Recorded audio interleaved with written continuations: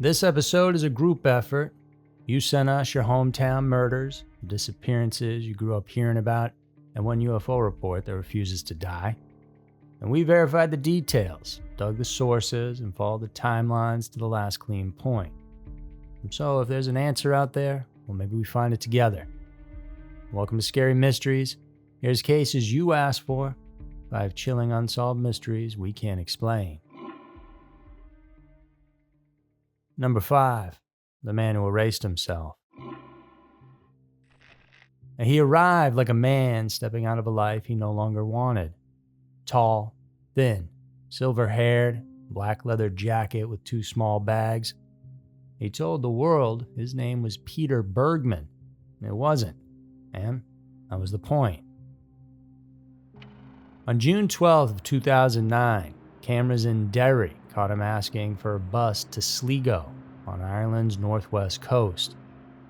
2.5 hours later, he checked into the Sligo City Hotel, paying cash, writing Peter Bergman, and a Vienna address that didn't exist. No ID, no questions, and from that moment, what followed looked less like a holiday and more like a plan. Over the next 3 days, he left the hotel again and again, carrying a purple plastic bag that appeared full and returned without it.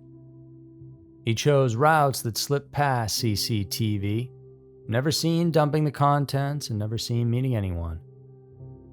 On Saturday, he went to the post office and bought stamps, maybe to send letters, but maybe to leave a trail that said letters without actually sending any.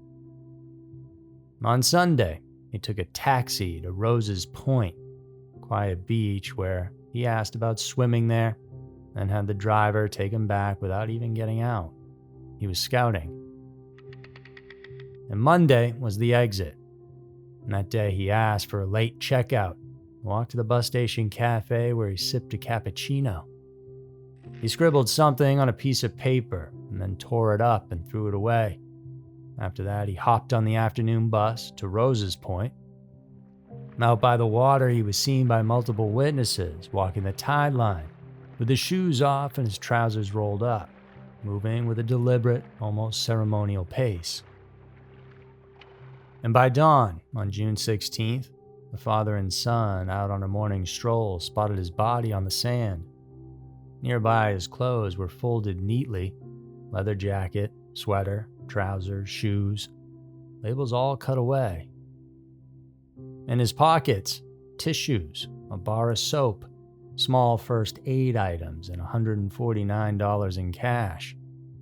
No wallet, no identification or phone, and Peter Bergman had arranged to be found that day, though to remain unknown. The autopsy broke the case open in a different way. He hadn't drowned in the classic sense. Instead, his body showed advanced prostate cancer, which had spread to his bones and chest, along with serious heart disease. The pathologist believed he would have known he was terminal, weeks left, not months. And the official cause of death was cardiac arrest. So if he meant to let the ocean take him, looks like his heart got there first. Now, the police chased everything else, trying to figure out who he really was. Interpol was notified, and they pieced together all his movements, but nothing told them who he was. He cut the labels from his clothes, paid everything in cash, avoided cameras when disposing of whatever it was he brought. Even the soap couldn't be traced to a specific hotel brand. He'd removed the anchors that normally hold a person to a past. So who was he and what was he doing? Well, the cleanest reading is also the most human. A terminally ill man choosing an anonymous end. The pattern fits. A false name, cash transactions, snipped labels. He may have intended to take that last step into the sea and vanish entirely, only to be overtaken by his failing heart. And toxicology didn't show significant pain medication, which suggests he might have kept his mind clear to execute the plan, accepting the pain as the price of control. Another possibility is that he mailed final letters, and those stamps are the most tantalizing breadcrumb. If messages went out, They could have landed anywhere: Austria, Germany, the US, a relative or friend who has honored his wish to stay silent. Or the stamps were part of the theater, another misdirection and a weekend full of them. Now, some see tradecraft in his movements, how he picked blind spots and repeated routes that slipped past cameras, how he dismantled his belongings in pieces, never leaving a single obvious dump site. And maybe that's training, or maybe it's simply a meticulous private person doing careful homework. Either way, it worked. Whoever he was, he certainly didn't want to be identified. He didn't want to be returned to wherever he came from. He got part of it. He is still a John Doe in an Irish cemetery, buried after a small quiet service. His file remains open, waiting for the one call that will connect his careful performance in Sligo to a missing man somewhere else. Number 4, Cheryl Fossil. She was 5 feet of teenage momentum with a summer ahead of her. In early June of 1977, 16-year-old Cheryl Fossil disappeared from Georgetown, Ohio. A week later, 4 boys fishing off a bridge on Straight Creek saw something drift up from the dark: Cheryl's severed head. On June 28th, campers in neighboring Adams County, they found her torso in a creek bed off Ohio 125. Parts of her skeleton were never recovered, and this wasn't just murder. It was a calculated dismemberment meant to erase a child. The case stalled, though. No DNA testing in 1977, a loose chain of custody, and no suspect strong enough to charge, so rumors rushed in. Cheryl's family buried her and waited for a call that never came. A generation later, Brown County exhumed Cheryl's remains in 2001 for a modern review. Broken ribs, skull trauma, and 13 missing teeth. Science confirmed the brutality but named no killer. In 2002, special grand jury heard days of testimony and returned no indictments. So, once again, her case was being pushed under the rug. Eventually, if enough time passed, well, maybe it would go away all by itself. But Cheryl's family refused to let it end, and in 2002, they did what few do in an unsolved small-town homicide. They sued, alleging buried leads and mishandled evidence, and naming Thomas Watson and Michael Milligan, along with late bar owner Nick Sangs, as the ones responsible. Now, this was a circle of guys who had been sketchy from the jump, failing polygraph tests about whether they were involved while being placed near the scene of the crime on the night in question. Though, for some reason, nothing ever stuck. But then came the voice the case lacked. In 2005, dying of cancer, a woman named Jean Chin told her brother she'd been present the night Cheryl died. Her account placed Cheryl with Watson and Milligan near Straight Creek. When Chin stepped away and then returned later, Cheryl was dead. Chin implicated herself by admitting she stayed silent, but broke the case wide open. And Thomas again took a voluntary polygraph, useless in court, but his words around it were not. And he admitted being at Straight Creek with Cheryl, Milligan, Chin, and another woman. When pressed if he killed Cheryl, he started to cry, said he didn't remember, asked for a deal, and then went quiet when told there wasn't one. Jurors later heard the statements and drew their own conclusions. A separate local killing lingered in the background to all this: the March 1977 shooting of Walter Hines. Years later, a witness recanted and pointed fingers to Nick Sangs as the one who did it, the bar owner. The judge largely excluded it to avoid unfair prejudice, but it showed the types of guys we were dealing with. And so finally, in November of 2007, 30 years after Cheryl was taken, a federal jury found Watson and Milligan civilly liable for her wrongful death and for concealing or destroying evidence, awarding $707,000. No one went to prison, though. Milligan died in 2008, and Watson has never been criminally charged. Ohio has no statute of limitations on homicide, but memories fray and 1977 mistakes can't be undone. Officially, the file reads unsolved. Unofficially, the jury said the creek had witnesses that night, but what exactly went down and who did what remains unclear. Number 3, vanished at the bridge. In the news tonight, a mother in Petal has fought a unique battle with grief. Deborah Stewart's daughter, Angela Freeman, disappeared exactly 4 years ago today, and still there are no leads. 17 is supposed to be messy in ordinary ways. First jobs, late nights, big plans. For Angela Freeman of Petal, Mississippi, it was hopeful too. 4 months pregnant and excited to be a mom. On the night of September 9th, into the early hours of September 10th of 1993, the rhythm in this town was familiar. Food, friends, a stop in the Pizza Hut parking lot. But then the beat skips. Around 1 a.m., witnesses place Angela in that lot, talking with a former boyfriend.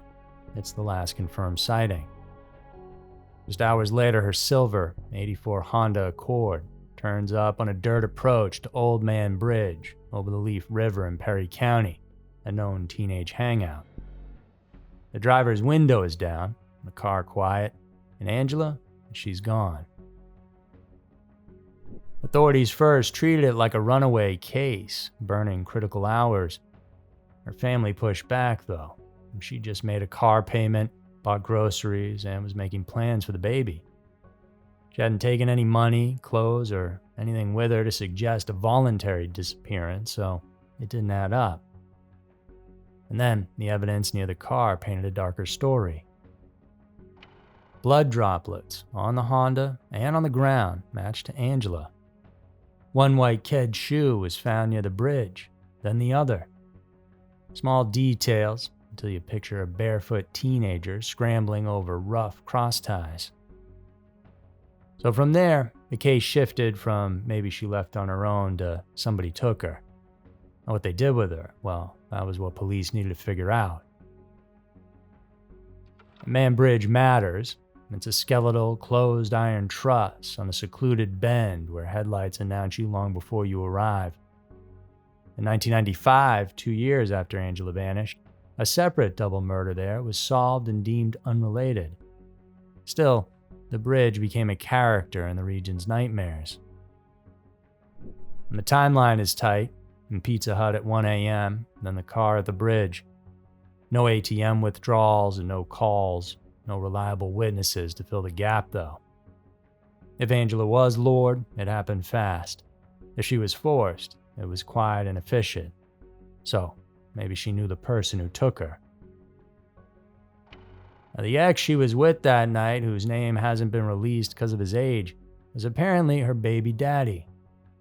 A pregnancy can raise risks in all sorts of ways.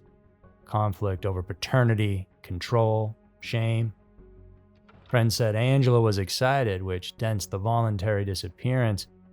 But if the pregnancy fueled the ex's anger, it could have triggered a confrontation.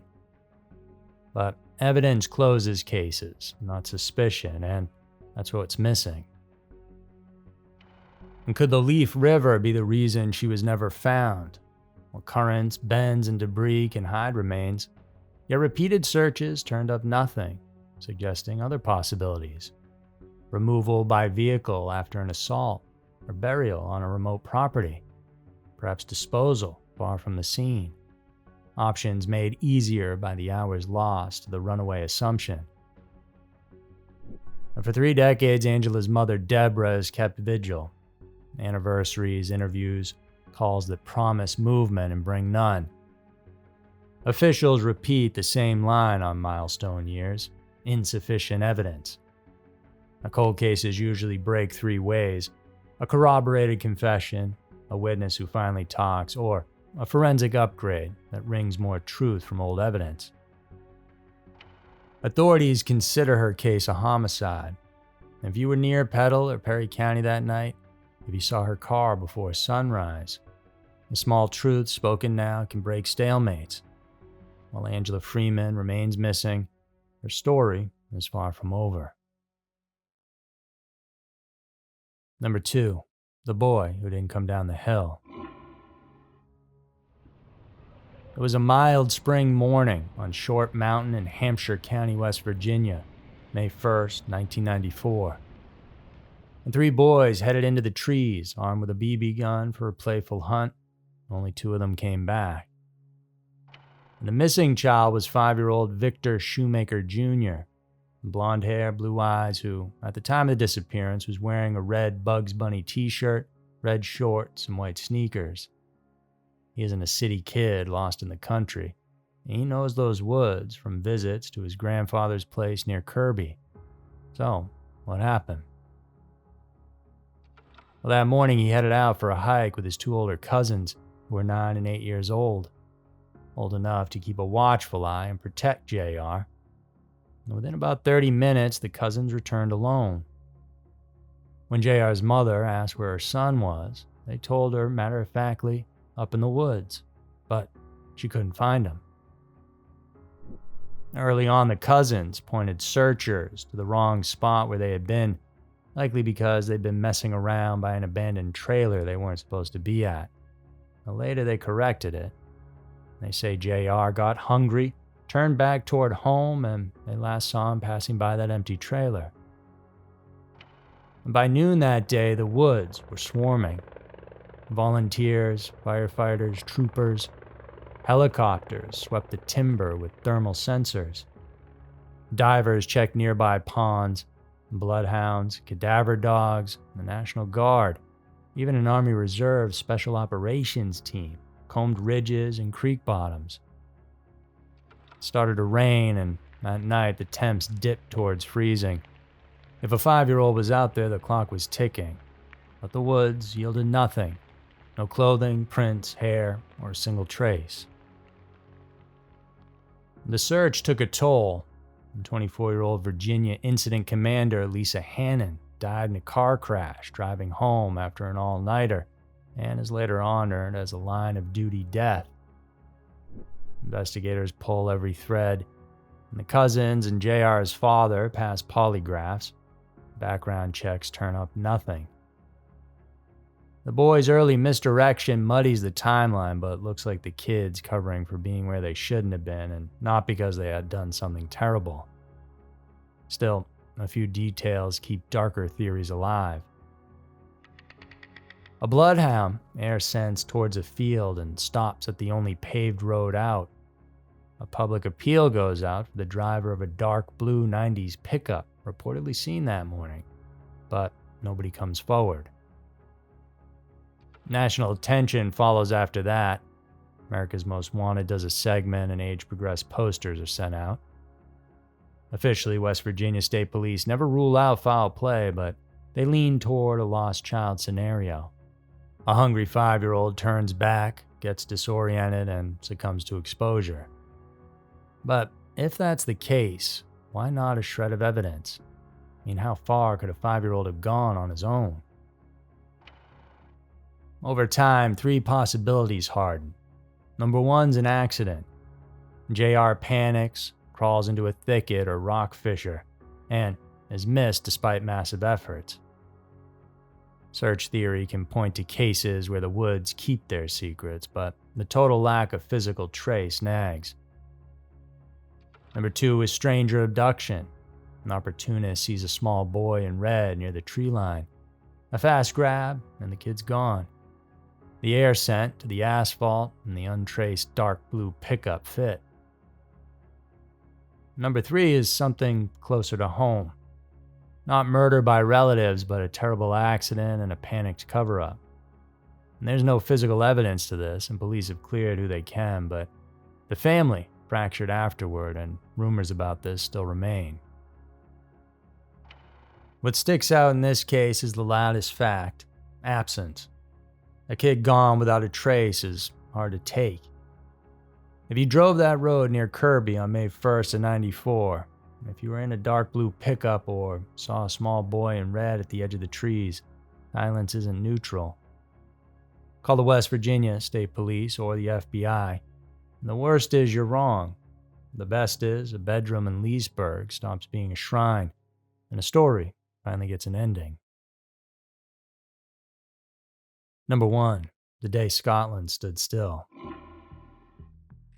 It's a huge thing with a big round dome, a very dark grey colour, and it had a big flange going all the way around. I could see arms sticking out of this flange. On the morning of November 9th, 1979, outside Livingston, West Lothian in Scotland, 60-year-old forestry worker Bob Taylor pulled up to work in the Detchmont Woods. And Bob was a straight shooter, ex-Royal Navy, not a drinker or showboater, and he headed into the forest to inspect some possible storm damage. And just minutes later, he staggers back towards his car, filthy, shaking, trousers ripped, his throat tasting like hot metal.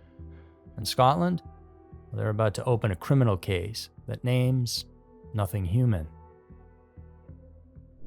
Taylor says he stepped into a clearing and froze, because hanging above the ground was a dark 20-foot flying dome with a collar running around its circumference and small veins. The air stank, brake pad hot, and before he could even react, 2 spiked spheres about the size of beach balls detached, rolled at him, clamped onto his legs and lifted him off his feet. He heard a whoosh, felt a violent tug at his thighs, and then blacked out. When he came to, the dome was gone, his dog barking somewhere in the trees. Shaky and with his head pounding, he crawled back to his truck, but the engine wouldn't start.